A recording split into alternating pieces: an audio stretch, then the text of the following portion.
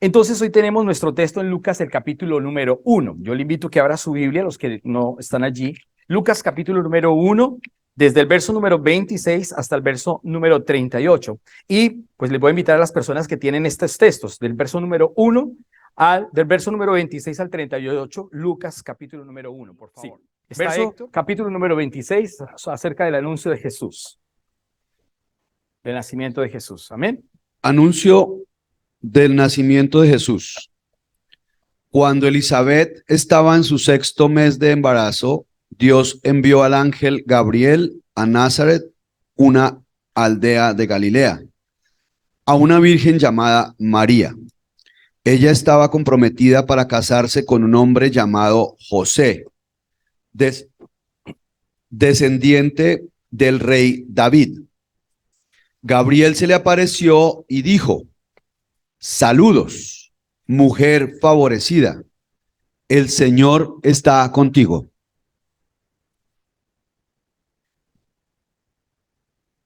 Confusa y perturbada, María trató de pensar lo que el ángel quería decir. No tengas miedo, María, le dijo el ángel, porque has hallado el favor de Dios. Concebirás y darás a luz un hijo y le pondrás por nombre Jesús.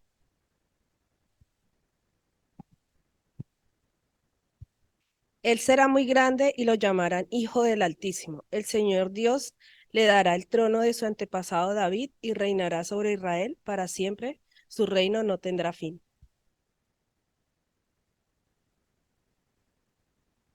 Pero ¿cómo podrá suceder esto?, le preguntó María al ángel. Soy virgen. El ángel le contestó: el Espíritu Santo vendrá sobre ti y el poder del Altísimo te cubrirá con su sombra. Por lo tanto, el bebé que nacerá será santo y será llamado Hijo de Dios. Además, tu parienta Elizabeth quedó embarazada en su vejez. Antes la gente decía que ella era estéril, pero ha concebido un hijo y ya está en su 6º mes de embarazo, pues la palabra de Dios nunca dejará de cumplirse. María respondió: soy la sierva de Dios, que se cumpla todo lo que has dicho acerca de mí. Y el ángel la dejó. Amén. Gracias, Ana. Ok, este es el anuncio, el anuncio del ángel a María. Amén. Capítulo 1 de Lucas, del verso 26 al verso 38. Ahora es el nacimiento de Jesús, la segunda parte. Capítulo número 2, verso número 1 al verso número 3, al verso número 2 me correspondió a mí. Julie no está y Alex tampoco, entonces voy a leer hasta el 6. Amén. Dice el nacimiento de Jesús. En estos días, Augusto, el emperador de Roma, decretó que se hiciera un censo en todo el imperio romano. Este fue el primer censo que se hizo cuando Cirineo era gobernador de Siria. Todos regresaron a los pueblos de sus antepasados a fin de inscribirse para el censo. Verso número 4. Como José era descendiente del rey David, tuvo que ir a Belén de Judea, el antiguo hogar de David. Viajó hacia allí desde la aldea de Nazaret de Galilea. Llevó consigo a María, su prometida, cuyo embarazo ya estaba avanzado. Y verso número 6, mientras estaban allí, llegó el momento para que naciera el bebé. Verso número 7. María dio a luz a su primer hijo, un varón. Lo envolvió en tiras de tela y lo acostó en un pesebre, porque no había alojamiento disponible para ellos. Versículo 8. Esa noche había unos pastores en los campos cercanos que estaban cuidando sus rebaños de ovejas. De repente apareció entre ellos un ángel del Señor, y el resplandor de la gloria del Señor los rodeó. Los pastores estaban aterrados, pero el ángel los tranquilizó. No tengan miedo, dijo. Les traigo buenas noticias que darán gran alegría a toda la gente. El Salvador, sí, el Mesías, el Señor ha nacido hoy en Belén, la ciudad de David, en la ciudad de David. Y lo reconocerán por lo siguiente señal: encontrarán a un niño envuelto en tiras de tela, acostado en un pesebre.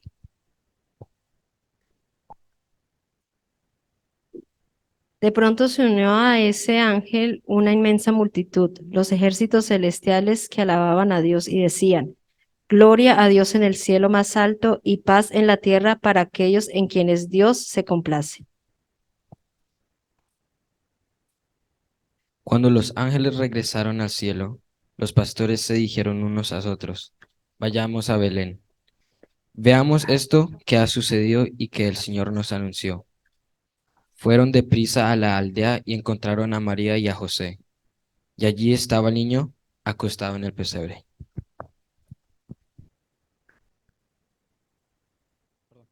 Después de verlo, los pastores contaron a todos lo que había sucedido y lo que el ángel les había dicho acerca del niño. Todos los que escucharon el relato de los pastores quedaron asombrados. Verso 19. Pero María guardaba todas estas cosas en el corazón y pensaba en ellas con frecuencia. Los pastores regresaron a sus rebaños, glorificando y alabando a Dios por lo que habían visto y oído. Todo sucedió tal como el ángel les había dicho. Amén. Gracias. Bueno, por favor. Gracias. Amén. Bueno, vamos a orar para dar la enseñanza en esta mañana. Gracias, Padre eterno, por tu poderosa y hermosa palabra, Señor del cielo. Gracias, Señor, porque tú nos hablas por medio de tu palabra hermosa, porque tú eres, Señor, el único Dios suficiente y verdadero. Padre, háblanos en esta mañana por medio de tu hermosa palabra. Te damos gracias en el nombre de Jesús. Amén y amén. Amén. La idea en esta mañana era hacer participar en lo posible a toda la iglesia. Amén. Que todos pudiéramos contextualizar mejor el tema del nacimiento de Jesús y el tema del anuncio de Jesús. A veces se convierte simplemente en una tradición, y lamentablemente a veces la gente no identifica qué es realmente la Navidad.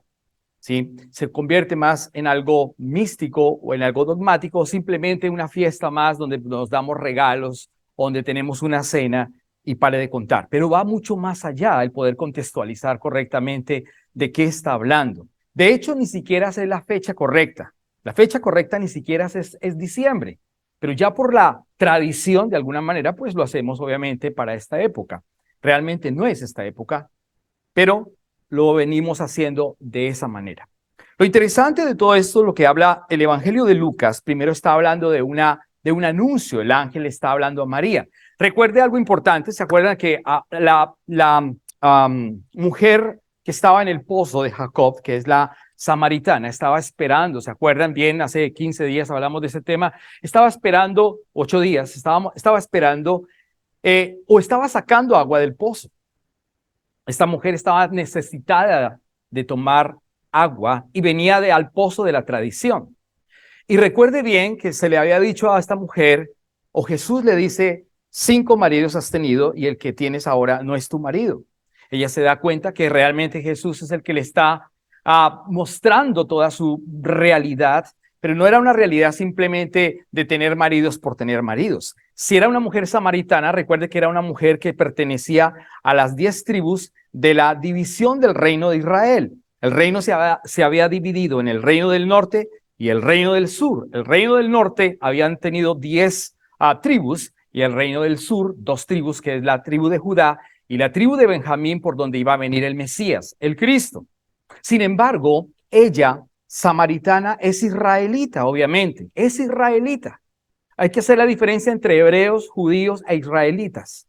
Pero a veces la gente no contextualiza bien el tema. Ella era israelita y era samaritana porque estaba dentro de las 10 tribus, pegada a la ley. Pegada a la ley no porque era una mujer prostituta que tenía 5 maridos, sino era pegada a la ley porque tenía que esperar que tuviera, ¿qué? Descendencia. Y lamentablemente no tuvo descendencia. La ley decía que cuando una mujer se casaba y no tenía hijos, entonces tenía que casarse con el siguiente persona siempre y cuando su marido muriera. Y eso era lo que ocurría. Ya habían muerto lamentablemente sus maridos y pues ella estaba pegada a la ley esperando quedar, ¿qué? Embarazada. Porque posiblemente podía ser que esa persona o que una mujer en aquella época, al quedar embarazada, pensaban que iba a venir ¿quién? El Mesías, el Cristo. No era que una mujer prostituta, como dicen algunos pastores. No era que una mujer que tenía 5 maridos. Lo que pasa es que la Biblia tiene varias aristas, y hay que saber entender que aunque también los samaritanos tenían varios dioses, obviamente se había mezclado con otros dioses paganos, claro que sí, pero el texto originalmente hablando lo que originalmente está hablando es con relación a que ella estaba esperando quedar embarazada y por eso estaba pegada a la ley. Cuando Cristo viene, le está diciendo, mujer, no es ni en el monte Gerizim, ni en Jerusalén, es en espíritu y es en verdad, no es en la ley que tiene libertad, no es en la ley que tiene salvación, no es en la ley, soy yo soy, él está hablando. Ahora bien, por eso el ángel le está hablando a María y por eso está trayendo buenas noticias para ella y le está diciendo, salve muy favorecida. ¿Por qué muy favorecida? Porque era la mujer que Dios había escogido para que naciera el Cristo, el Hijo de Dios, el Salvador del mundo. Ese es el regalo realmente ¿qué? Inmerecido, el verdadero regalo de Jesús en nuestras vidas. Ese es el verdadero regalo. Ahora, en la segunda parte de Lucas, el capítulo 2, los que leyeron el capítulo 2, del verso número al 20, ya está hablando acerca entonces de ¿qué? Del nacimiento de Jesús. La primera parte está hablando del anuncio y la segunda parte está hablando del nacimiento de Jesús. Jesús nace y usted que contextualiza mucho mejor sabe perfectamente la historia, que él nace en Belén. Nace en Belén, ¿qué significa qué? Casa de pan. Póngase usted a pensar, casa de pan. Ahora bien, la palabra está diciendo que Jesús fue destinado antes de la creación del mundo.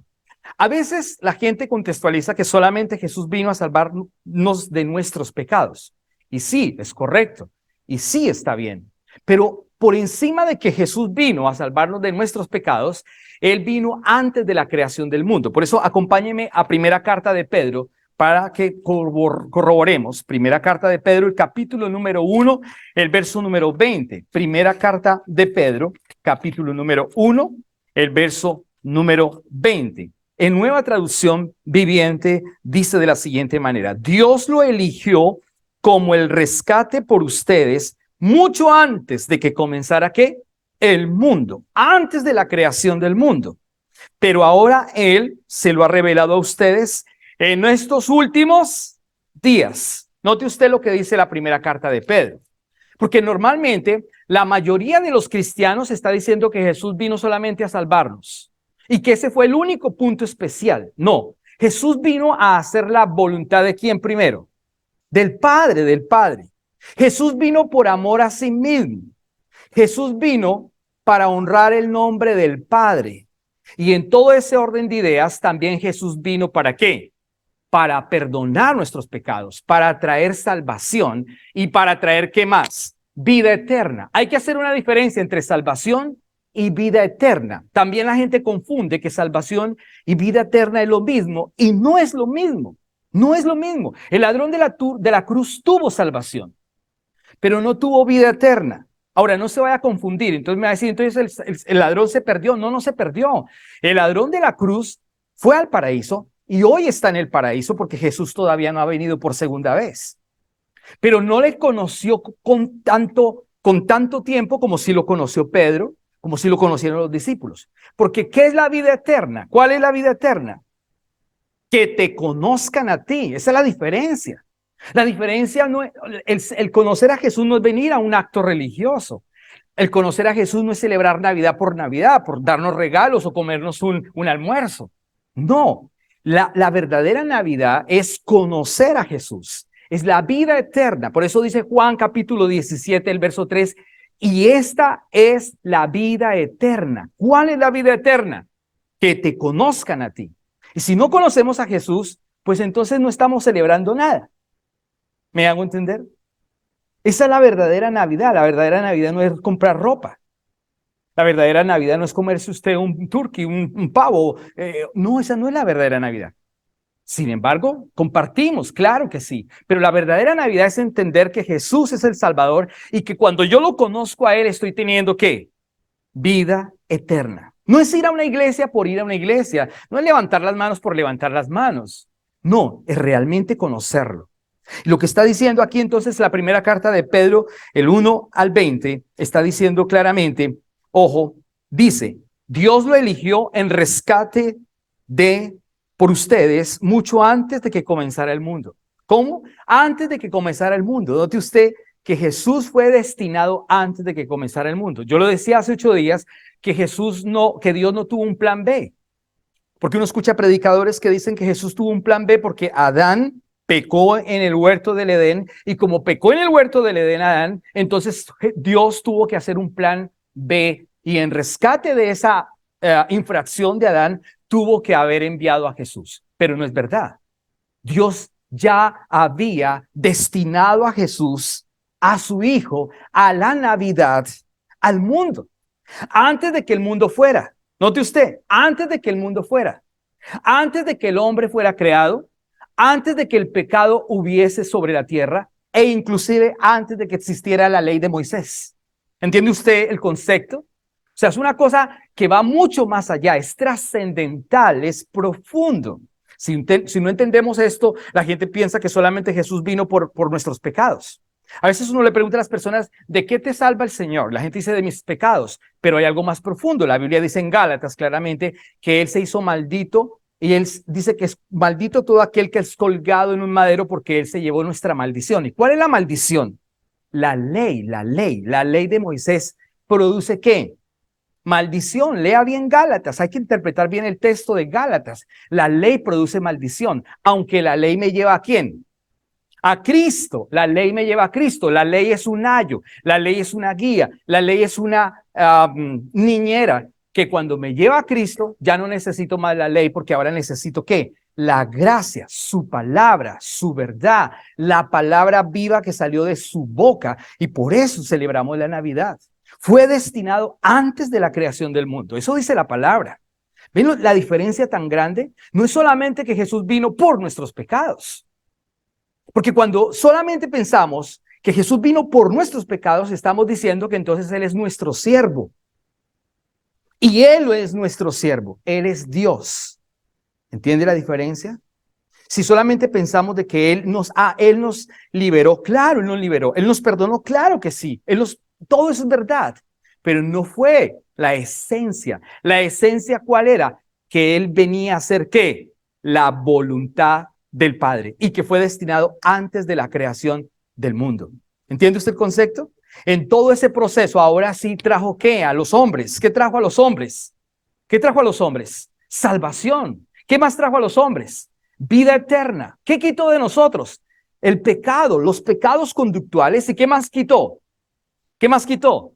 La maldición ¿de qué? De la ley. Gálatas 3:13. Maldito todo aquel que es colgado en un madero, está diciendo la palabra. Ahora bien, Isaías capítulo número 9, por favor. Isaías capítulo número 9, acompáñeme. Isaías capítulo número 9, los versos número 2 y 6. Isaías capítulo número 9, los versos 2 y 6. Mire lo que dice espectacularmente esta versión. Dice, el pueblo que caminaba en oscuridad. Podemos parafrasear. Yo que caminaba en oscuridad. Usted que caminaba en oscuridad, el mundo que camina en oscuridad, países, Colombia que camina en oscuridad, Canadá que camina en oscuridad. Todo mundo caminaba en oscuridad, y gente hoy camina en oscuridad.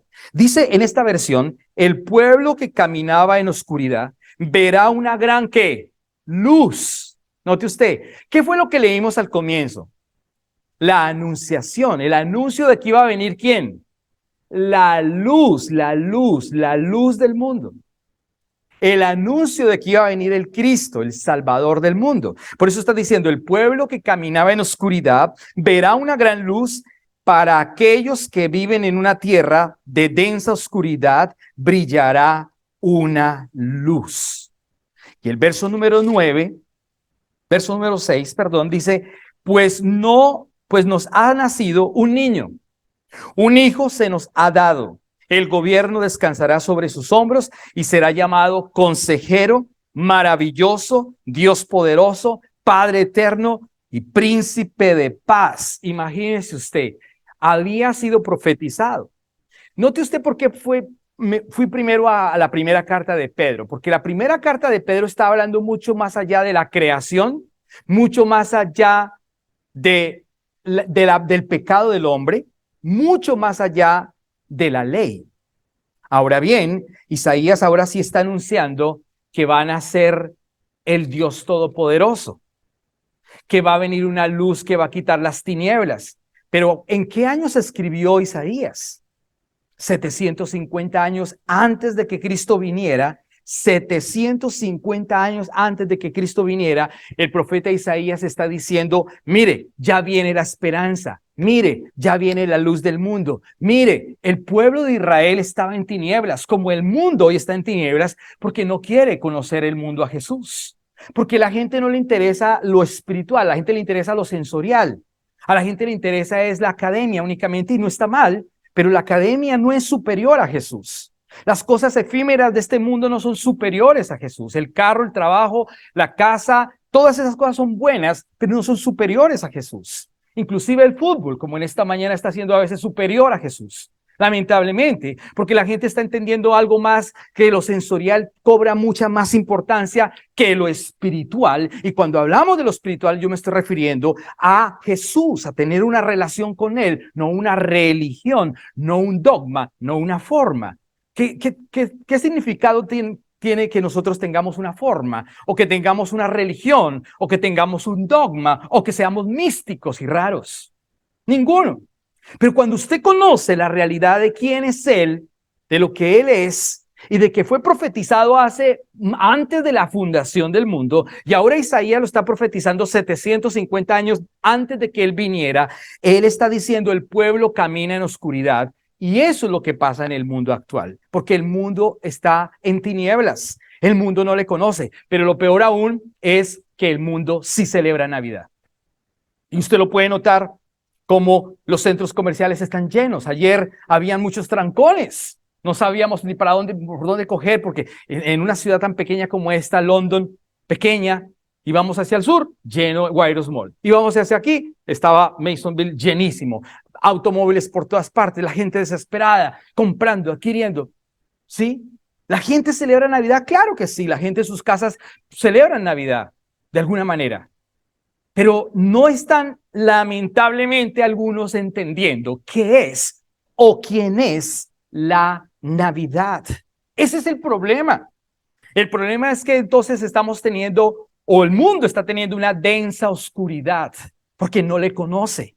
No se trata de ser un cristiano evangélico, o protestante, o adventista, o mormón, o lo que usted quiera, que hay muchas sectas, lamentablemente, pero no se trata de ser eso.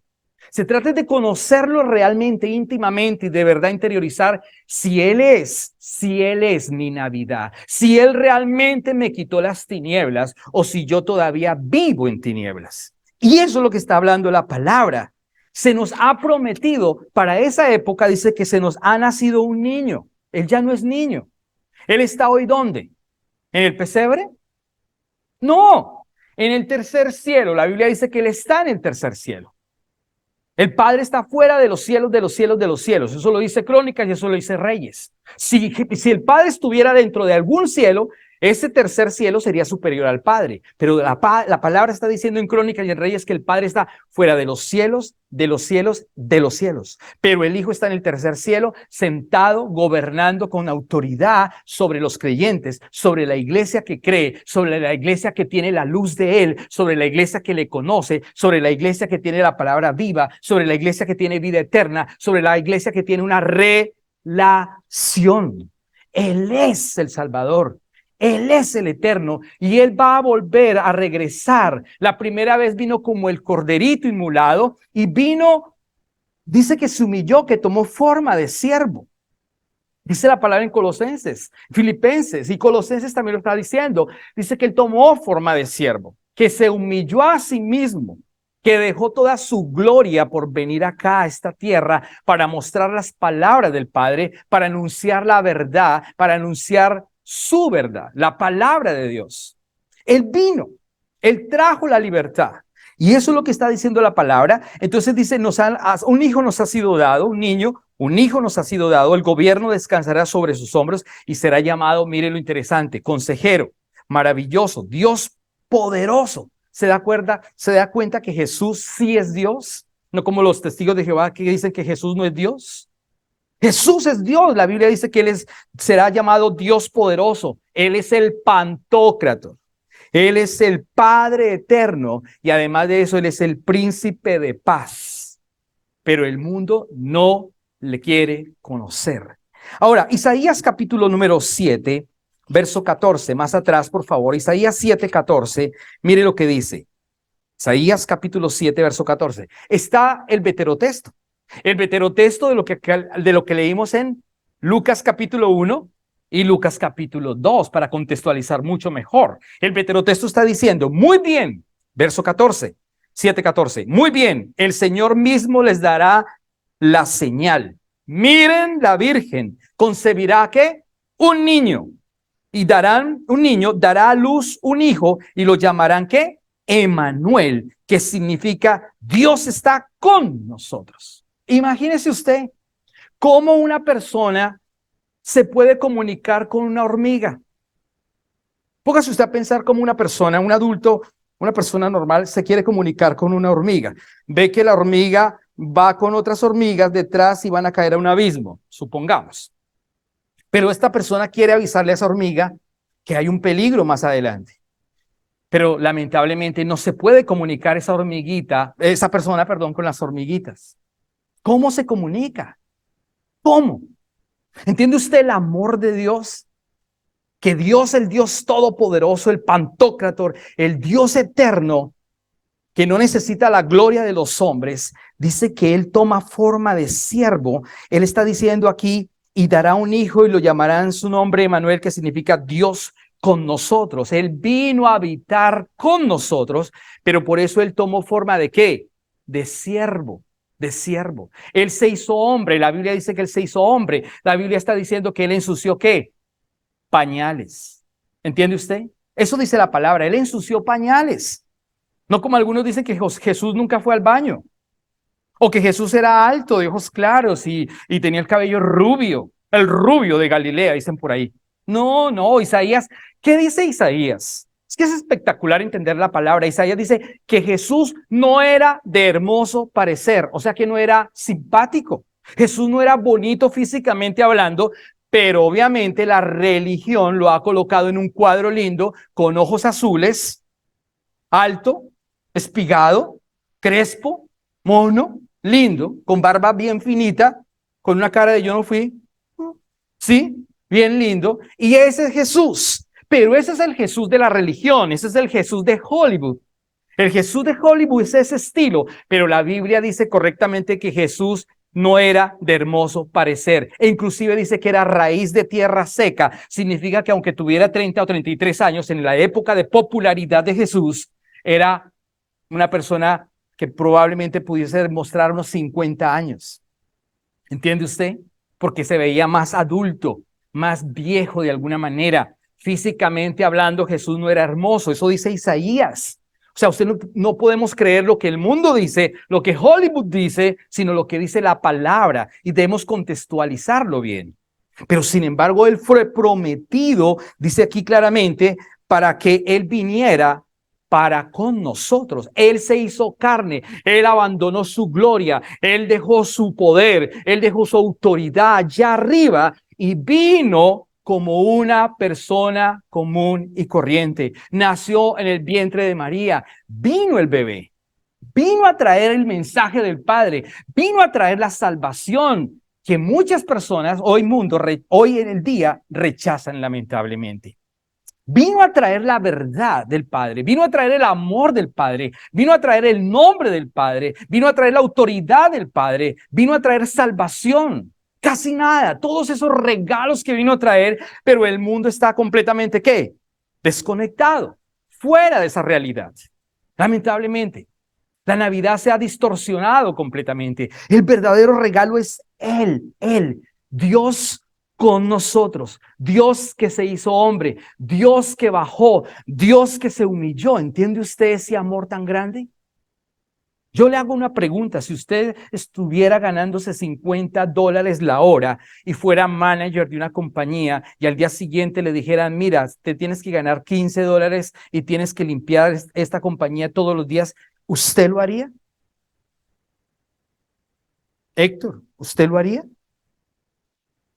Honestamente no, porque nosotros no tenemos esa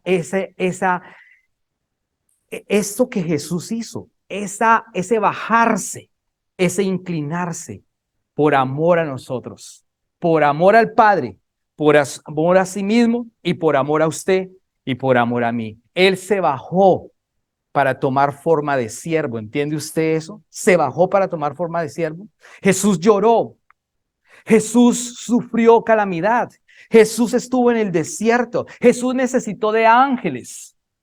Jesús caminó sobre las aguas, pero por el poder del Espíritu Santo y por los ángeles, que eran los poderes de Dios, o son los poderes de Dios. Eso dice claramente la palabra en la carta a los Hebreos. Tenemos que contextualizar bien acerca de eso. Los ángeles son los poderes de Dios. Los ángeles son ahora servidores de la iglesia, pero la iglesia no ha entendido a veces ese concepto, y eso es lo que está diciendo la palabra. Ahora, Miqueas, miren lo que dice Miqueas capítulo número 5, el verso número 2. Miqueas capítulo 5, verso número 2. Miqueas capítulo 5, verso número 2. Amén. Dice la palabra: pero tú, oh Belén, Éfrata, eres solo una pequeña aldea entre todo el pueblo de Judá. No obstante, de ti saldrá un gobernante para Israel, cuyos orígenes vienen desde la eternidad. Note usted que no es un gobernante que nació de abajo, que no es un gobernante porque sí, sino que es un gobernante, dice la palabra, cuyos orígenes van desde ¿dónde? La eternidad. ¿Y de dónde salió? Dios lo puso en Belén. ¿Y Belén qué significa? Casa de pan. Eso significa Belén. El mundo necesita un pan verdadero, no un pan físico meramente. Israel, cuando sale el pueblo de Israel de Egipto, ¿qué tuvo? Maná de lo alto, maná del cielo. Pero ese maná se volvió ¿a qué? A perder. Eso era maná para el vientre, pero era el pan de vida para el espíritu. ¿Entiende la diferencia entre maná? El maná de lo alto, del cielo, era para el pueblo de Israel, pero el pan de vida es para los hijos que necesitamos ¿qué? El pan de vida. Y Jesús es el pan de vida. Cuando lo identificamos y tenemos relación con él, entonces obviamente sabemos y contextualizamos bien qué es la Navidad y qué significa Él en nosotros. Por eso está diciendo que tú eres Belén Éfrata pequeña, y significa casa de pan, una aldea. Dice, no obstante de ti saldrá un gobernante, y ese gobernante dice cuyos orígenes van desde la eternidad. Ahora bien, Jesús murió, resucitó al tercer día. Dice la Biblia que está sentado a la diestra del Padre, que gobierna con autoridad sobre los creyentes, sobre la iglesia. Pero un día va a volver, y va a volver pronto. Tenemos poco tiempo, poco tiempo. Un día va a regresar. La primera vez vino como el cordero inmolado. La segunda vez vendrá como el león de la tribu de Judá. ¿Entiende usted la diferencia entre lo uno y lo otro? La primera vez vino para dar su vida. La segunda vez vendrá para juzgar de alguna manera por medio de la misma palabra. Hará una diferencia entre los que creyeron y los que no creyeron. Hará una diferencia entre los que entendieron que es de verdad la Navidad y los que no entendieron que es de verdad la Navidad. Los que entendieron que es el regalo inmerecido que nosotros hemos tenido y es Jesucristo. Juan capítulo 6, rápidamente, nos quedan 4 versículos y terminamos. Juan capítulo número 6, por favor. Juan capítulo 6, verso número 51. Evangelio de Juan, capítulo número 6, verso número 51. Amén. Dice el 51. Yo soy el pan que descendió del cielo. ¿Se da cuenta? Que lo que estamos hablando con relación a Belén, Éfrata pequeña, que significa ¿qué? Casa de pan. Ahora dice, mire cómo Jesús está diciendo, yo soy el pan que descendió del cielo. Yo soy el pan que descendió del cielo. Todo el que coma de este pan vivirá ¿cuándo? Para siempre. Y este pan que ofreceré, que ofreceré para que el mundo viva es ¿qué? Mi carne. ¿Qué dio Jesús en la cruz del Calvario? Su carne. Imagínese usted, del pesebre a la cruz. Del pesebre a la cruz. Vuelvo y repito, por amor al Padre, para hacer la voluntad del Padre, y luego en todo ese orden de ideas para darle salvación a usted y para darle vida eterna a usted, para darnos vida eterna.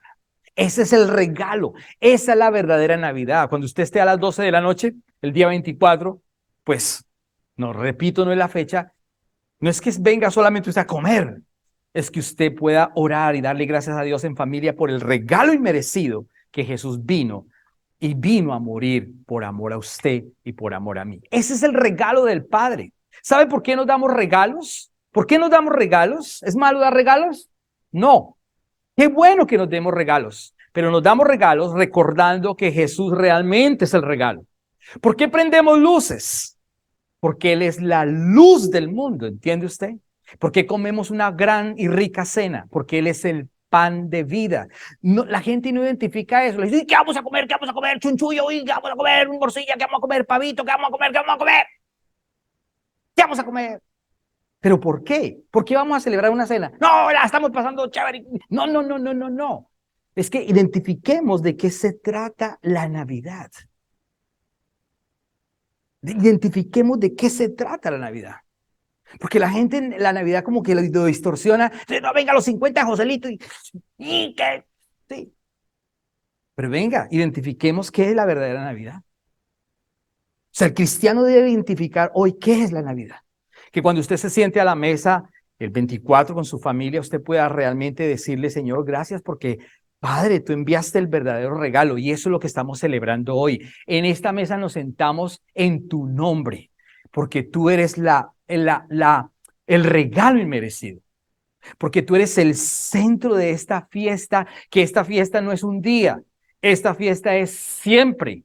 Todos los días deberíamos tener Navidad aquí.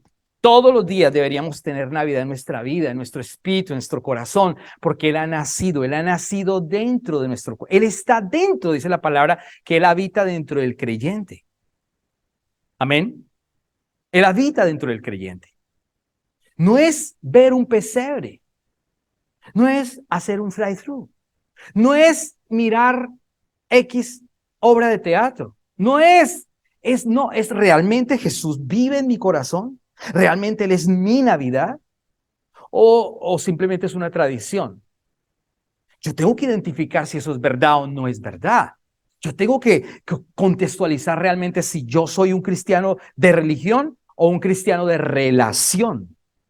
Porque Él es la Navidad. Y eso está diciendo el Evangelio de Juan en el verso 6, capítulo 6, verso 51. Está diciendo claramente, ojo, yo soy el pan que descendió del cielo. Todo el que coma de este pan vivirá, ¿cuándo? Para siempre. Y este pan que ofreceré para que el mundo viva es mi carne. ¿Qué ofreció Él? Su carne. Fue al pesebre, pero luego más tarde fue a la cruz. 30 años después, 33 años después, fue a la cruz. Y Él derramó su sangre por amor a usted y por amor a mí. Gálatas capítulo 4, 7. Gálatas capítulo 4, carta a los Gálatas, capítulo 4, los versos 4 al verso número 7. Mire lo que dice.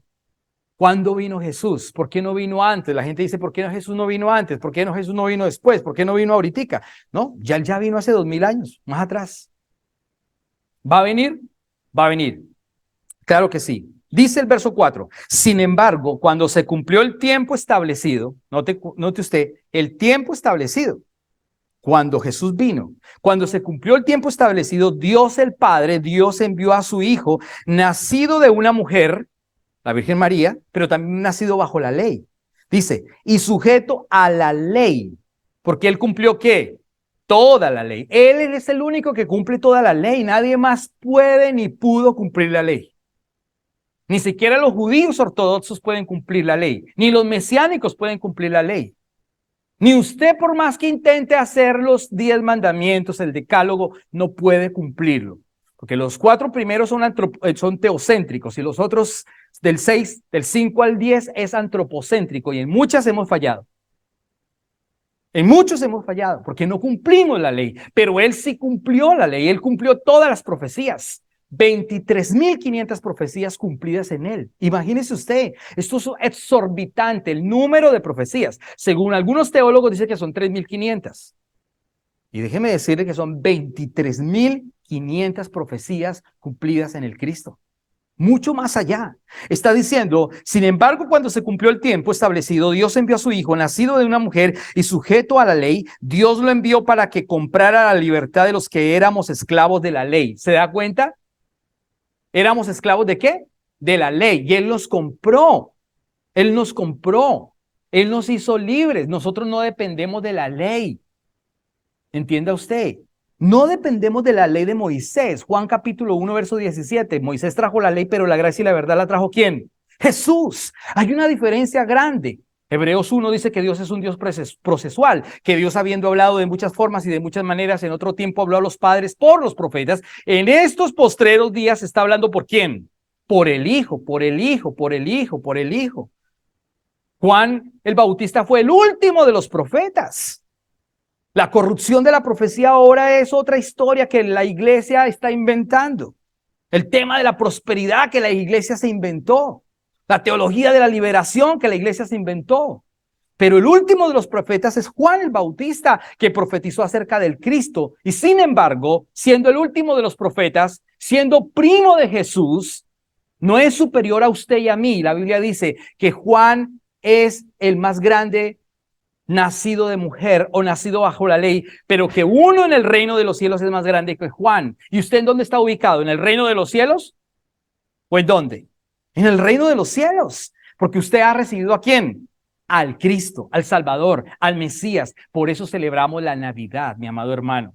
Por eso celebramos la Navidad. Por eso él está diciendo que Él nos compró, quitó la libertad, Dios lo envió para que comprara la libertad de que éramos esclavos de la ley, a fin de poder adoptarnos como sus propios hijos. Note usted que Dios nos hizo como sus propios, ¿qué? Hijos. Una vez se le pregunta a Cristiano, ¿usted es un hijo de Dios? Le dice, no, pues a mí todavía me falta, yo la verdad no sé. Pues porque no ha entendido, todavía es un religioso. Va a la iglesia, pero todavía no ha entendido. Hay gente que va a la iglesia pero no entiende que es hijo de Dios. Uno le pregunta a las personas, ¿usted es salvo? Y dice, no, pues a mí todavía me falta, yo creo que no todavía, es que yo tengo unos errores. Todos tenemos errores. Es que la salvación se la regaló Dios. Dios le regaló la salvación. No fue que usted hizo algo por esa salvación o usted hizo algo por esa salvación. No, Dios se la regaló. Pero usted tiene que entender si usted es un hijo de Dios o no es un hijo de Dios. Por eso está diciendo que éramos esclavos. Ahora dice, y en el verso número 5, Dios lo envió para que comprara la libertad de los que éramos esclavos de la ley a fin de poder adoptarnos como sus propios hijos. Verso 6, y debido a que somos sus hijos, Dios envió al Espíritu de su Hijo a nuestro corazón, el cual nos impulsa a exclamar, Abba, Padre. Se da cuenta que usted ya no lo debe conocer como Jehová, Adonai, El Shaddai, no, sino que ahora lo conoce como ¿quién? Padre, papito, papito, papito, papito, papito. ¿Entiende? La relación es diferente. Cuando usted lo entiende, lo conoce como papito, es el verdadero, es el culmen, es la relación. Si usted entra religiosamente a orar diciendo, oh Jehová, esta mañana te doy gracias, Jehová, tú eres el Shaddai, Shaddai, Shaddai, entonces tú eres un religioso más, porque todavía está en la ley. Pero cuando tú entras, ¿cómo le dijo Jesús, cómo le dijo a los discípulos que oraran? Padre nuestro. Ellos dijeron, enséñanos a orar. Jesús, ¿qué dijo? ¿Ustedes orarán Jehová, Jehová, Shaddai, Shaddai? No, les dijo, ustedes orarán así. Padre nuestro, que estás en los cielos. Entonces, ¿cómo oramos? Papito, papito, aquí estoy, papito. Cuando Santiago y Emanuel, me imagino que quieren algo del papá, no le van a decir, lo tratan bien, ¿no? Le dicen, ay, papito. Entonces ya sabemos que Héctor se da cuenta y dice, estos pelados quieren plata. ¡Claro! Pero cuando ellos lo tratan así, ¿qué hubo viejo? ¿Qué hubo Héctor? No quieren plata. No saben adorar. Pero cuando ven al papá y le dicen, papito, ¿cómo te fue hoy en el trabajo? ¿Cómo te...? Ay, ya sabe porque quiere dinerito. ¿Se da cuenta que ellos entienden la relación? Es que a veces nosotros tenemos hijos, pero hay hijos que no entienden la relación de hijos o de padres e hijos. Si no, ahí llegó el cucho. O a veces ni lo saludan. Llega el papá a la casa cansado y ni lo saludan, ni un beso en la mejilla. Ni siquiera es el beso de Judas. Al menos que le dé el beso de Judas. Pero ni siquiera es el beso de Judas. Pero cuando un hijo o una hija ve al papá o ve a la mamá que llegan a la casa y va y lo abraza y le dice, papito, ¿cómo te fue hoy? Y le da un abrazo. Ah, eso es espectacular, eso se siente hermoso, eso es maravilloso. Y eso es lo que Jesús quiere, eso es lo que Dios quiere, que usted y yo dejemos de ser religiosos y entendamos el tema de la Navidad.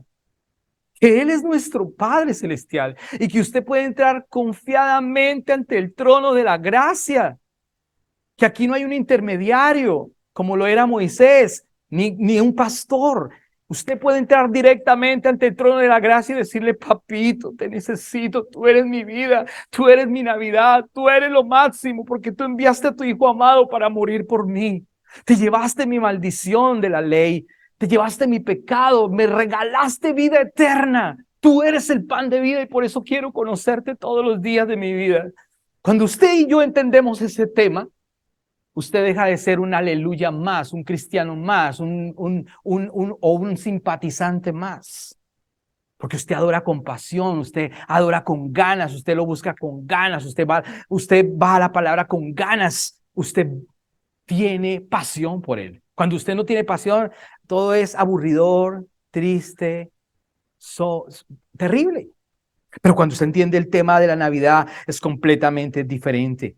Entonces, dice la palabra aquí, claramente el verso 6, y debido a que somos sus hijos, Dios envió al Espíritu de su Hijo a nuestro corazón, el cual nos impulsa a clamar: Abba, Padre. Ahora ya no eres un esclavo, sino un hijo de Dios, y como eres su hijo, Dios te ha hecho su heredero. ¿Entiende usted? ¿Entiende usted la Navidad? La Navidad es que usted es un hijo de Dios porque el Padre envió el regalo inmerecido y ahora usted es un hijo de Dios y además de eso usted es heredero del Padre y coheredero con el Hijo. Tenemos el mismo nivel. En la carta de los Efesios está diciendo que Dios nos sentó en los lugares celestiales juntamente con Cristo, pero muchos no entienden ese tema.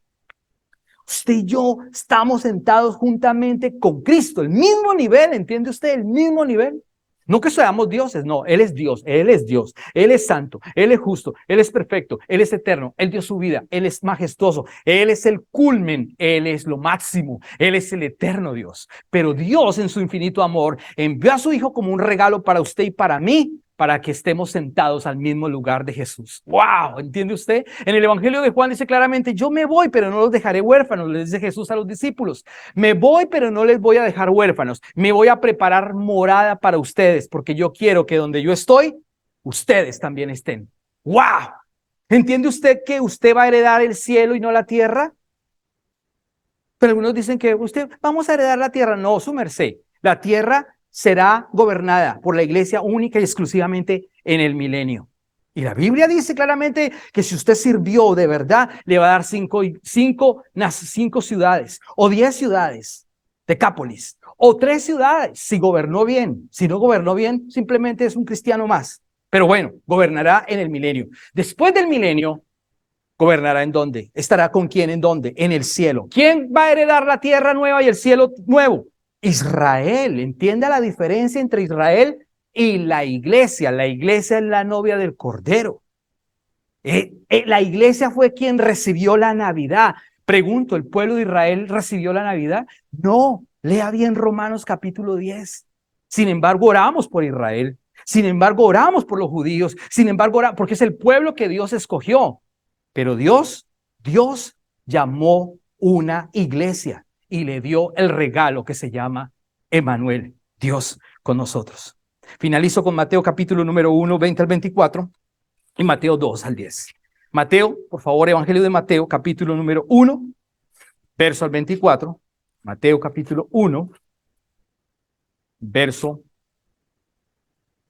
Mateo capítulo 1, verso 20 al 24.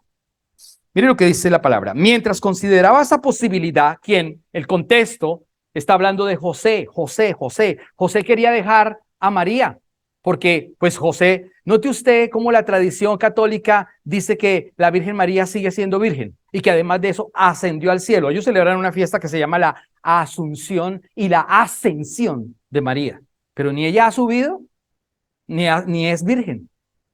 Fue. Entiende el texto bien como dice la palabra. Ojo, dice el verso número 20, por favor, de Mateo capítulo número 1. Mientras consideraba esa posibilidad, un ángel del Señor se le apareció en un sueño. José, hijo de David, le dijo el ángel: no tengas miedo recibir a María por esposa, porque el niño que lleva dentro de ella fue concebido por el Espíritu Santo. El verso 21, y tendrá un hijo y lo llamarán Jesús, porque él salvará a su pueblo de sus pecados. Normalmente cuando hoy nace un hijo, le ponen el nombre al hijo, ¿no? Milagro, tú no le pusiste, Héctor, a los niños, ¿no? ¿O sí? Wow, ok, muy bien. Entonces, por lo general le ponen el nombre del papá. Pero aquí obviamente que también el ángel está diciendo: le pondrás por nombre Jesús, porque le hubieran podido colocar José, pero le pusieron el nombre que el Dios el Padre Eterno le dijo que le colocara por medio del ángel, porque ese es el nombre de Dios, porque en ese nombre es que trae salvación. Eso es lo que dice la carta de los Hechos. Solamente el nombre de Jesús salva. ¿Entiende usted la diferencia? Entonces por eso está diciendo acá: y tendrán un hijo y lo llamarán Jesús, porque él salvará a su pueblo de sus pecados. Para eso vino Cristo, para deshacer las obras del diablo, para salvarnos de nuestros pecados. Él es nuestro Salvador, Él es nuestra Navidad, Él es. José quería dejarla en secreto porque él dijo: ¡oh! Esta mujer tuvo relaciones con otra persona y quedó embarazada. Pero el ángel le dijo: no, señor, no, señor. Lo que viene dentro de ella, santo es, y del Espíritu Santo es. Es el Hijo de Dios. Mire lo que dice el verso número 24 y 25, para que contextualicemos la parte final. Dice: cuando José despertó de ese sueño, cuando el ángel le habló, como el ángel del Señor le había ordenado, y recibió a María por esposa, al verso 25, mire, note usted, pero no tuvo relaciones sexuales con ella hasta que nació su hijo, y José le puso por nombre Jesús. En la versión Reina Valera 60, en la Vulgata Latina, en la Nácar Columna y en otras versiones, la Biblia dice: y José no conoció a María hasta que nació su hijo Jesús. Ese conoció del griego estaba diciendo relaciones sexuales, intimidad. Intimidad. ¿Quiere decir que José y María tuvieron relaciones sexuales? Claro que sí. Después de haber nacido, ¿quién? Jesús. Era una pareja común y corriente. La Biblia dice que Jesús tuvo más hermanos. Uno de ellos era Santiago, el pastor de la iglesia en Jerusalén. Te tiene que contextualizar bien. Jesús tuvo hermanas también. La Biblia lo dice, la Biblia lo registra, la palabra lo registra. Entonces la Virgen no es virgen, fue virgen. Fue una mujer piadosa, la cual Dios escogió para que viniera, ¿quién? El Cristo. Interesante, ¿no? Es espectacular entender. Y finalizo con Mateo capítulo número 2, ahí mismo. Mateo capítulo número 2, y aquí cerramos. Mateo capítulo número 2, los versos 1 y 2 y el verso 10 y 11. Mateo capítulo número 2, los versos 1 y 2 y el verso 10 y 11. El verso número 1 dice: Jesús nació en Belén de Judea durante el reinado de Herodes. Note usted cómo el evangelista o el escritor de Mateo, que es Mateo, está dando unos puntos importantes, que esto no se lo inventó el hombre, sino que él está colocando unos puntos de referencia. ¿Cuáles son los puntos de referencia? ¿Cuándo nació Jesús? Número 1, ¿en dónde nació? En Belén de Judea. ¿En qué tiempo? Durante el reinado del rey, ¿qué?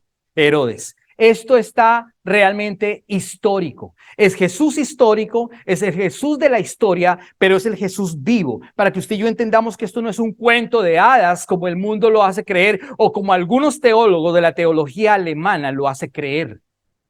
Esto es una realidad. Y como es una realidad, debemos entender que realmente Jesús vino a la tierra. Y Él está dando aquí unos puntos importantes. ¿Nació en dónde? Belén. Dijimos, casa de pan. 2. Nació durante el reinado de Herodes.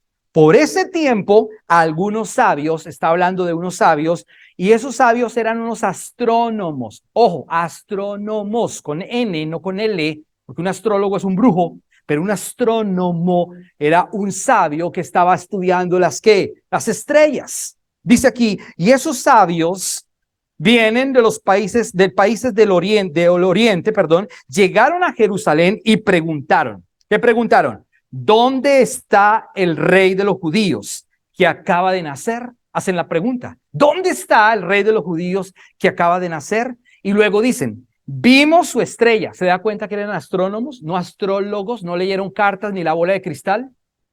sino que ellos vieron la estrella, estaban estudiando dónde iban a ser porque había sido profetizado. Dice claramente, vimos su estrella mientras salía y hemos venido ¿a qué? ¿Y hemos venido a qué? A adorar. ¿Por qué creen que en el árbol de Navidad ponen la estrella en la punta? Ay, que porque se ve lindo. Y hay la estrella tan linda. No, eso tiene un significado. La estrella. Había una señal y los astrónomos fueron a mirar esa señal. Dice claramente el verso número 10 y 11, por favor, salte al 10 y 11 y aquí terminamos. Cuando vieron la estrella, ¿se da cuenta? Cuando vieron la estrella, se llenaron ¿de qué? De alegría. Entraron en la casa y vieron al niño con su madre María. Se inclinaron y ¿lo qué? Lo adoraron. Luego abrieron sus cofres de tesoro y le dieron regalos de oro, incienso y mirra. 3 regalos trajeron los sabios del oriente. 3 regalos. ¿Qué le regalaron? Oro, que significa tú eres rey. Incienso, tú eres el olor fragante. Y mirra es dolor, porque vas a ir a la cruz. Wow. ¿Usted entiende que del pesebre fue a la cruz? ¿Usted entiende el regalo inmerecido? Lo interesante que estos reyes fueron a adorarlo. La pregunta es, ¿usted y yo de verdad lo adoramos?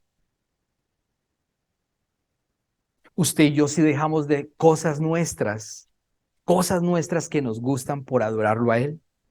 ¿O hay cosas que cobran más valor y no sabemos adorarlo? ¿Qué es adorar? ¿Cantar? No. Adorar es servirlo. Adorar es buscarlo. Adorar es inclinarse. Adorar es tener una genuflexión ante Él.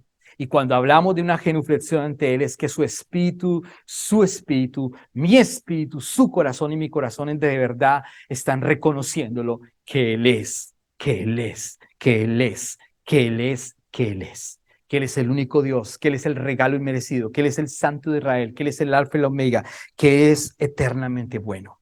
Dice claramente, vimos su estrella y hemos venido a adorarlo. La pregunta nuevamente cardinal en esta mañana para concluir es, ¿y tú has venido a adorarlo? ¿Y tú de verdad sí lo adoras? ¿O lo tenemos simplemente para que nos haga favores algunas veces? Que realmente entonces Jesús sea nuestra Navidad, porque Él es el sol de justicia que quitó nuestras tinieblas. Él es el sol de justicia. Él es la estrella resplandeciente de la mañana. Él es la luz del mundo. Él es el pan de vida. Él es el cordero inmolado. Él es el camino, la verdad y la vida. Él es el pleroma. Él es el culmen. Él es el alfa y el omega. Él es el gran yo soy. Él es la puerta de entrada a las ovejas. Él es el buen pastor. Él es la resurrección y la vida. Él es la vid verdadera. Él es el león de la tribu de Judá. Él es la verdadera Navidad.